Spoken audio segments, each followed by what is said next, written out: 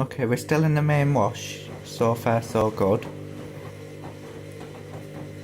It should be draining shortly, but as you can see, with them being new claws, you can see the fluff in the seal there. So I'm going to have to clean that out afterwards. Very well the washer does that. So I'll just try and get a different angle.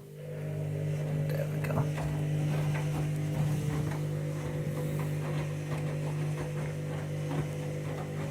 41 minutes. As you can see, I've got it on Smart Touch, so that's on darks.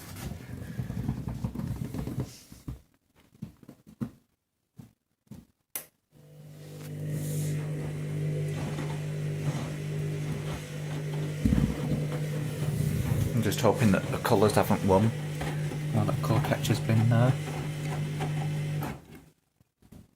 At least I'm washing away inside out anyway, so shouldn't be a problem.